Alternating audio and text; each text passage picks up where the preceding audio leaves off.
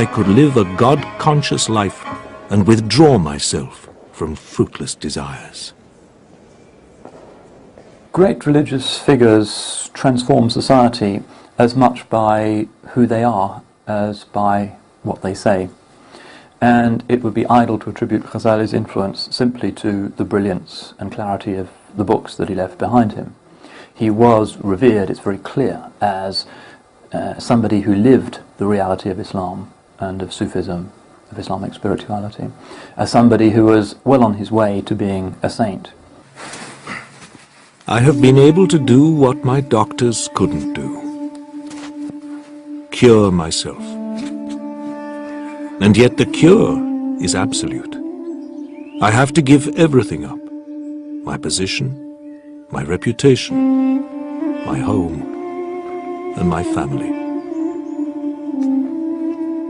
He performed the act which made Ghazali Ghazali, and that's why we're speaking about him now 900 years later.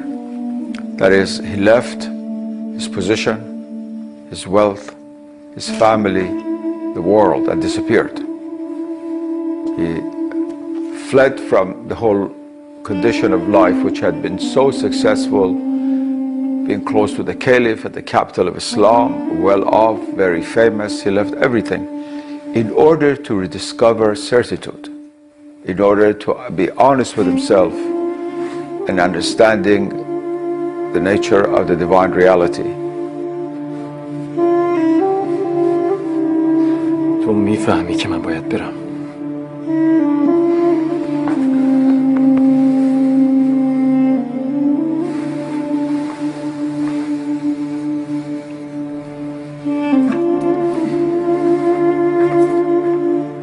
I gave to the poor what wealth I had, keeping only as much as would suffice myself and provide sustenance for my family. And I expected never to return to Baghdad.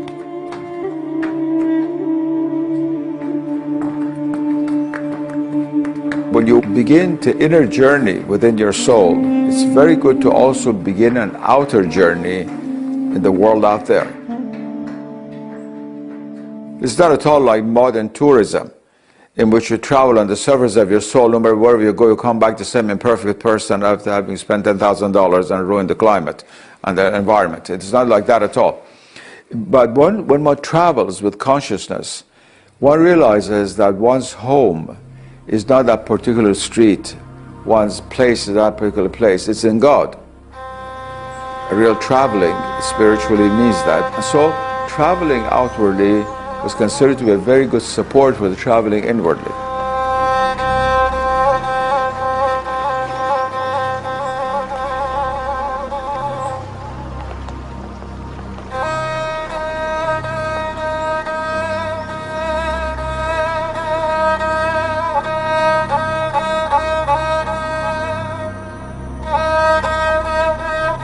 What is it about that road to Damascus and sainthood?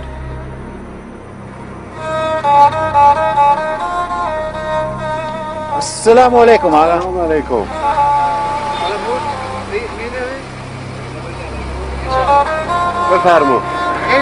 After his crisis, Ghazali needed to become a stranger to the circles of princes and scholars where he had made his name. I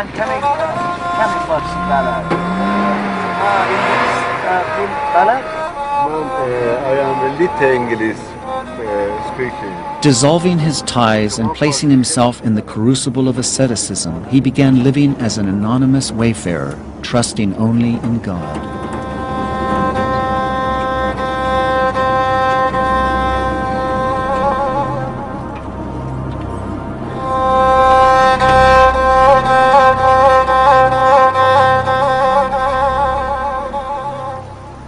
Publicly, I announced that I had resolved to set out on a pilgrimage to Mecca. But privately, I made arrangements to journey to Syria.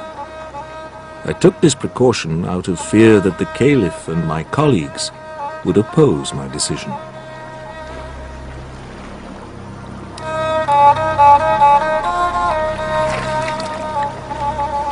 Al-Ghazali spends the best part of 10 years incognito. We don't quite know what his itinerary might have been. He probably performed the Hajj pilgrimage to Mecca a year after disappearing from Baghdad. We know that he spent some time in Jerusalem and indeed wrote one of his key theological treatises in Jerusalem. We know also that he spent quite a bit of time in retreat in a cell in Damascus, whose location is still known and pointed out and indeed visited to this day. But it's very likely that he was following in the footsteps of many of the earlier Sufi saints of Islam, who had decided simply to sever temporarily their worldly attachments and to find God in the wilderness, travelling through deserts and forests and mountainous regions, trusting in God to provide for them and constantly trying to bear him in mind, contemplating the beauties of God's creation, attempting to recall God through the recitation of the Quran, through the canonical prayers, through a lot of fasting, through meeting remarkable men, sages and saints who often lived for a while in the wilderness and accepted disciples. I devoted myself to purifying my soul, improving my character, and cleansing my heart in the constant remembrance of God, putting into practice what I had learnt from my study of mysticism.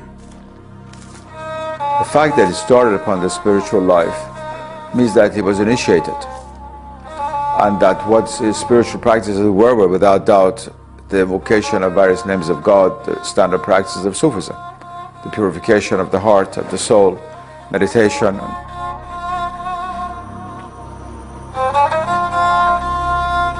The Sufi path consists of certain practices, ways of thinking, ways of acting, and above all, ways of being. The Sufi path is a journey from the human state to divine proximity.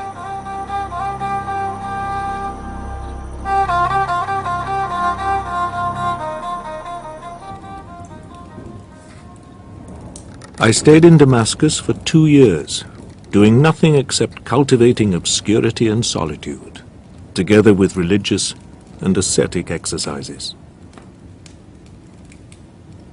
I would go into retreat in the Umayyad Mosque, going up the minaret of the mosque for the whole day, and shutting myself in so as to be alone.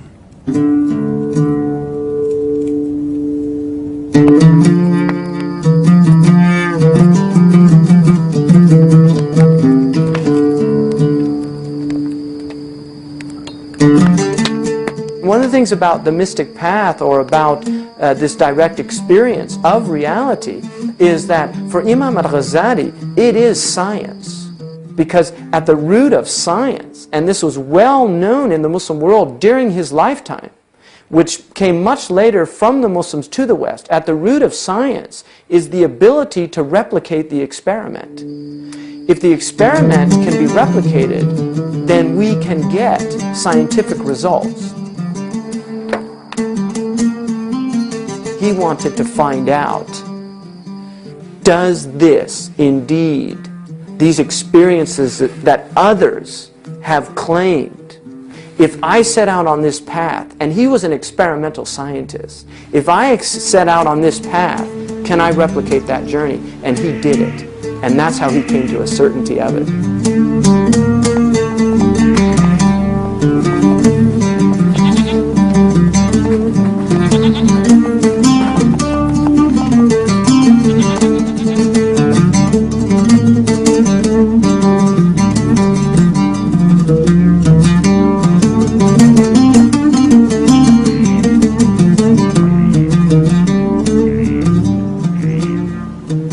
We don't know whether it was his intention at the outset to return to civilization. He probably didn't know. All he knew when he left Baghdad was that his spiritual circuits had fused.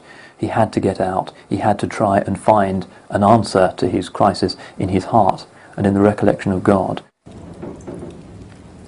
During these times of solitude, there were revealed to me things innumerable and unfathomable.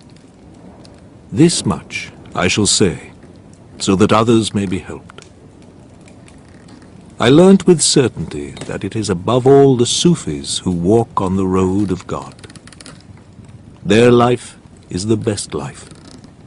Their method, the soundest method. their character, the purest character.